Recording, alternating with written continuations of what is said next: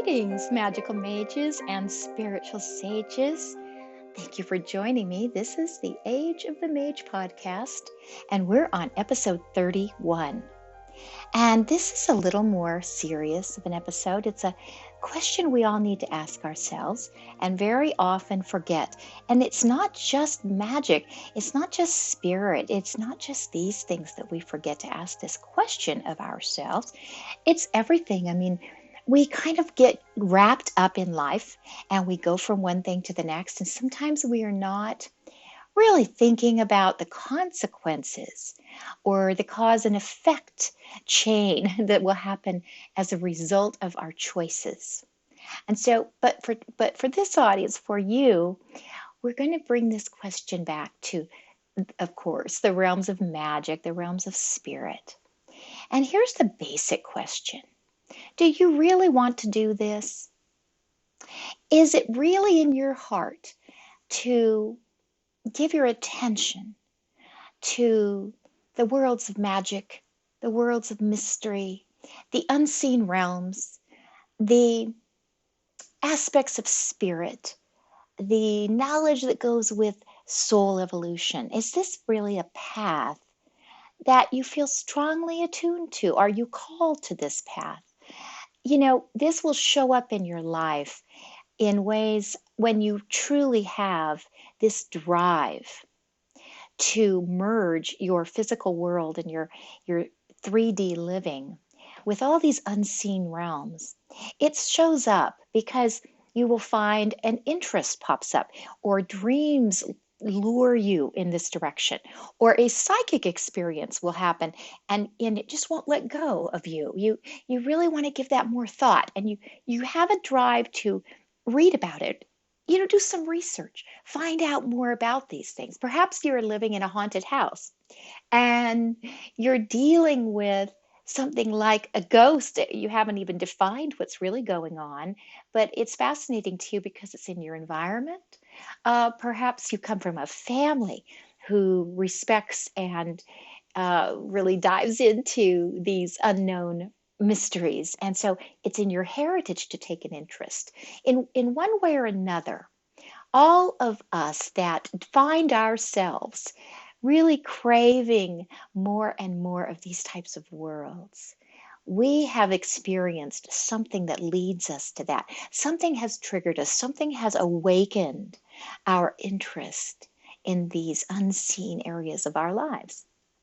Now, many people have these things happen, and yet those experiences don't stick.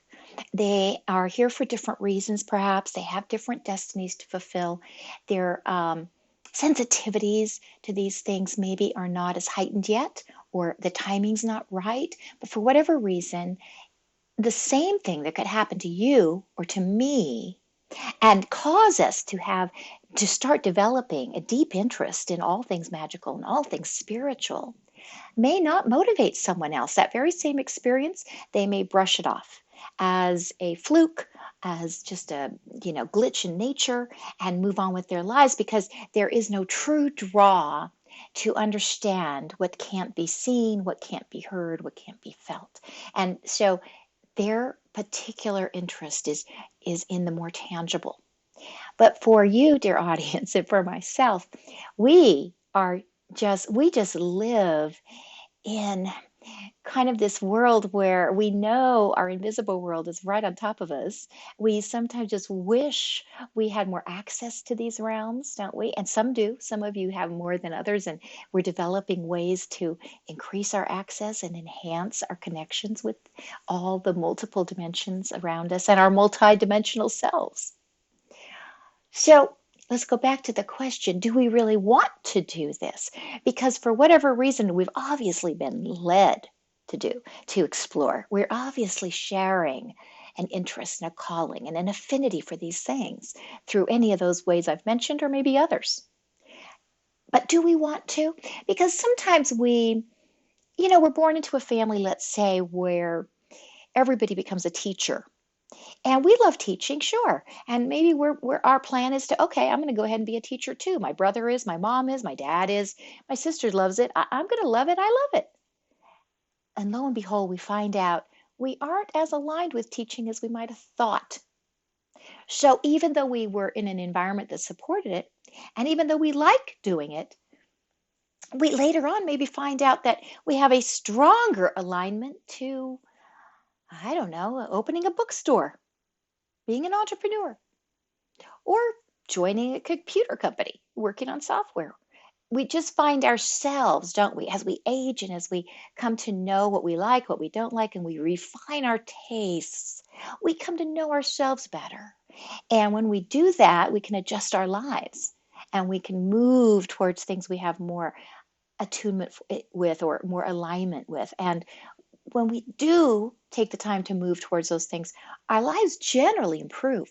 We generally experience more positive feedback because we're really living out a part, at least a part of our destiny based on our choices that have led us there. So when we think about magic, we think about spirit, we think about soul, we may really love the idea of the mystery or the idea of magic or the idea of prayer working or the idea of angels, whatever particular link you have, the galactic links, maybe there's a fascination for extraterrestrials. Maybe you have a history of unpleasant or pleasant interaction with extraterrestrials, or your family does. And so we find ourselves with these interests being generated. Now, here's where a difference comes in, and that is it is different to have casual interests, which is nothing wrong with that, and we find ourselves exploring here and there and taking bits and pieces of things and working with them in spurts. So like maybe one year you're just all about it and you watch every documentary that's ever been done about UFOs and aliens contacting our world, and you're just super into it. And then, life has a way of coming along and maybe tossing a few things in, and you just don't have time anymore. And off you go into your more 3D living for a while until that maybe resurfaces for you. This is very common. It happens to all of us. We all live in a life full of cycles, ups and downs, and strengths and weaknesses and energy fields and so on and so forth. So, as they tie into our destinies and our gifts and our natural abilities, they will ebb and flow. That's part of it. That's natural. Now, when somebody makes the choice to say, I want to work on this in a dedicated sort of way. I want to, maybe it's a little bit more like I'm going to take control of this versus it controlling me. So let's say you have experiences that come to you, episodes of synchronicity, or periods of time that your wishes come true, like manifestations are working. They're kind of happening to you, and you have some basic knowledge, and you play with that knowledge, and these things tie in, and they do, but you're not really spending any sort of dedicated time on enhancing your abilities or increasing them or expanding them. You are just enjoying the interaction you do get to have with whatever state your abilities are currently in. All right, so there's that level. So there's the people that aren't interested at all. There's the people that have some kind of trigger that juices up their interest, and so they're aware of things now. And then they go into cycles where they become ultra aware, and then we drop back down, or they kind of think, maybe I could do something with this, and they go into a little more dedication, and they think, I'm going to practice these ideas because now I can see these things happen, and maybe if I practice or work with them, they'll happen more. All right, so we're still kind of at the casual level. Now, what happens is there's a turning point after that. I would say the majority of people who are interested in the spirit, in the soul, in the magical fields, stay at that particular level, kind of a high casual. They know it's happening, they recognize it, they value it. And they pick up certain things from their world, whether it's information from books or people they know or their own intuition, to kind of work with it, kind of see if they can get it bumped up a bit. But life is busy and it demands our attention. And so this level kind of goes back and forth, like maybe they won't work on anything for 3 or 4 years. And then another thing happens that's quite moving, and a new kind of trigger occurs. And all of a sudden the interest is reborn and there's another dive for a while. Okay. So I would say majority of us maybe fall into this category. Now we're going to move out of that category a minute, all the way up into the dedicated area. The person that really feels a sense that they can use the things they have observed happening to them in their own life and the things they've read about or heard about, that this could really be harnessed, that this could be used creatively and beneficially for themselves and for others. And all of a sudden, the call settles in, the motivation, the drive to take all this kind of casual exposure and experience and practice and bring it to the next level by the person themselves taking control of their future with regards to these skills. For example, let's say you kind of tinker around with electricity. You're interested in it and you repair small appliances and you figure it out and you work with it a little bit. And you get pretty good. Your family says, "Hey, my toaster oven broke. Can you fix it?" Yes, and you tinker and you enjoy it.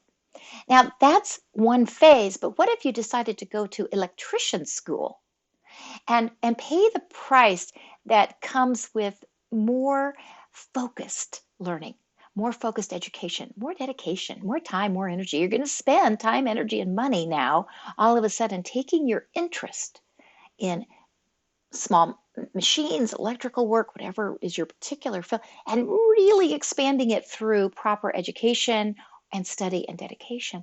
That's another whole concept. That's another whole level altogether. And I'm talking about that switch today, taking from the casual up a notch to the dedicated. This is a scale of mastery, isn't it? And that's why we call our project Modern Masters. It's because we who get more and more involved feel like we'd like to have mastery over ourselves, over our own lives. We would like to master certain things that up until now have just been breezing, kind of wafting like a breeze in and out of our lives. And sometimes we catch a part of it and we get to say, "Oh, I affected that. Oh, I influenced that." And other times we just enjoy it. We enjoy it and let it go back. So it might cause us to look at it sometimes, and other times we just don't. We just let it be because we're so busy with other parts of our lives. And so mastery involves more dedication. It involves recognizing where we want to go and then actually taking the steps to get there, actually committing to some steps, committing to more energy, committing to more focus. So I know that many of you listening are actually interested in mastery because you already feel a calling. And again, this doesn't mean that you are doing anything like the person next to you is. You're very unique. You may have been born with the ability to see other realms and see beings. You may have been born as a hybrid from another galactic species and are here as a starseed with very specific purposes and needs, calling for your attention. You may have come to be as a healer, either emotional or physical, and you find yourself just drawn to the healing arts over and over. You're picking up yet another book about it. You are interested in now another alternative medicine form of energy work. Whatever the case may be, you're all very different. Some are shamans, some are magi. Some have vampire energies, which we've already talked about in a very positive way. And I suggest that any of you who haven't heard the Soul Lines podcast, look back at that.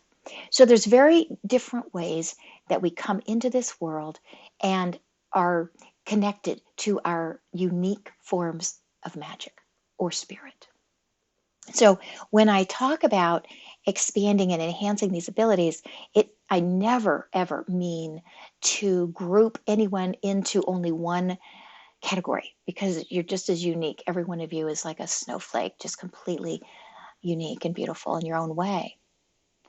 But some basic concepts can overlap and can serve all of you because they deal with the underlying principles that come with the sensitivity and the discernment you need to properly use your gifts.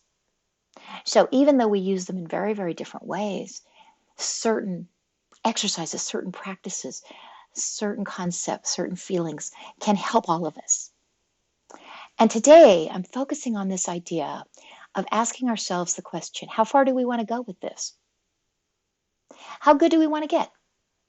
What are the prices we're willing to pay to improve our mystical abilities, those that can't be explained by the 3D, but those that we know are very real and very true, and we feel a strong connection to? How much will we pay out of time, out of energy, out of work? Sometimes it'll go well and sometimes it won't. Sometimes we'll have success and sometimes we won't. As with anything that anyone is going to master or get good at, this is what we do. We experiment, we try, we fail, we go on. So why should it be any different in the fields of magic, soul work, and spirit? If you were going to start cooking bread tomorrow, or even pies, which are tricky in and of themselves, you would have a lot of failures. You'd have your bread fall, you'd have it be too heavy, you'd have it be too light, you'd have your pie crust be too flaky, you'd have it be too firm, all kinds of things could happen. Now, you're not necessarily going to just say, oh, I'll never cook again. If you really want to get to where you're going to make your own pies and breads and love them, you're willing to take those failures. You're not thinking there's something inherently wrong with the whole process of cooking. You're not thinking you can never do it. You just know, oh, I put in too much salt. Oh, I didn't add the cream of tartar. Oh, I didn't let it rise long enough. Oh, I had the oven too hot. You start assessing the bits and pieces and the parts that didn't work for you, and you collect that information. Either you take notes about it, write on the recipe, or you tuck it away in your mind. So the next time you go to make that bread, you make adjustments for what didn't work. And pretty soon, a year down the road, you're making the best bread anybody's ever made. You're sharing your recipes online. People are requesting you bring your bread to their parties. So it's practice. It's practice that helps us get where we want with a particular skill. Now, of course, we have to have the drive to be there in the first place. We have to have the interest. But once we have those things, we can move on to practice. So again, this is what separates the casual from the dedicated, the journeyman from the master. You reach a certain apprentice. The apprentice level is where the interest is sparked and you're excited about something. And oh, wow, I found someone that's willing to mentor me. I'm really excited. I'm going to get good at this. This is what I'm interested in. And then the hard work sets in, right? And many apprentices drop out at a certain level because rightfully so, they find out maybe their interest is not as strong as they thought. And they're more aligned to something else. That's absolutely fine. You want to get as strongly attuned as you can to what you're going to spend your time with and your energy. But let's say you go on from the apprentice and you go into the journeyman phase, where you really are dedicating time and knowledge, and you're willing to pay that price to get better, because now the next level up is mastery. And you sense this is your calling. You are aligned well enough to continue in this process. And it does intrigue you enough. And you are able to take your failures just as part of the learning curve. You don't let them devastate you. And you just keep racking up your success by learning bits and pieces that work, don't you? And then pretty soon you will become the master. So today I'm talking to the journeyman, talking to those of you who have an interest in mastery. And all this is about is to remind us to ask the question. Because as we move on and we start designing magical personas and we work more and more in etheric fields, and we perhaps meet each other even one-to-one, small communities start to grow and our network grows. I believe we are a network of the journeyman up to the mastery level. And with this comes great responsibility.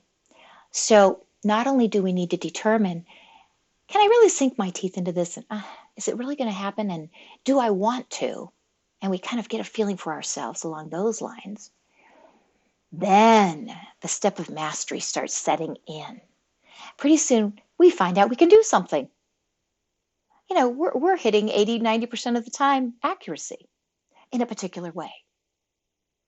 Now we have to take on the questions of the master. And these are even deeper. So this particular podcast, I'm talking to kind of maybe more the journeyman stage, where we go through our own mental assessments. Are we on the right track, and do we want to do this? And then if we determine we do want to do this, let's do it. Let's throw some energy behind this. Let's commit. Let's make some goals. Your own. This is all for you to create for yourself. But let's do it and say, yes, I'm claiming the journeyman phase. I'm there. I've left the apprentice phase. I'm into a journeyman. And if you pay the price, you're going to be very proud of yourself. You are going to find value in your practice. I will guarantee you that. The world needs you. We need you. So I'm speaking to you today. Now, again, we're going to talk more about moving through this phase and reaching that stage of mastery. And many of the lessons that are inside of mastery will start percolating in the journeyman phase. We have to start realizing we do carry a great deal of responsibility as we gain skills. With more and more responsibility, with more and more power, comes more responsibility. Great, mighty magicians, they don't go flinging their power around at every little thing, because they subtly realize the great effects that they could have on the entire web of life. And they are very serious about what they decide to put into action. So all our awareness will begin to become, a higher awareness, more and more sensitivity. And we will start getting the sense of what we should do and when we should do it and when we should exercise our power as we move through learning how to acquire our powers and our skills. And we'll address the whole mastery phase coming up shortly too. But I invite all of those of you listening who feel like, hey, I'm ready to take that step. I think I am. I don't know what I could do if my life didn't have the study of magic and spirit in it. What would my life be like if I didn't have my connections and my interdimensional communication going on with whoever it is that you are talking to? If you live in that zone where you realize it is a part of your life and can never be separate, then I would encourage you, take this next step and say, I'm ready to dedicate a little bit to this, more than I thought. I'm ready to learn more about it because I think it's going to be useful to me in the world. That's what the thought for today is, to encourage you along these lines. If you feel truly aligned to these types of mysteries and these worlds that exist, then I encourage you to go one step further and hear the call if it's there. If it's trying to make itself known to you, hear that call. And let's start out a journey together with more dedication. And I think you'll find it very, very rewarding. I send you all the very best. And I will close for now, but I will be back shortly. Bye for now.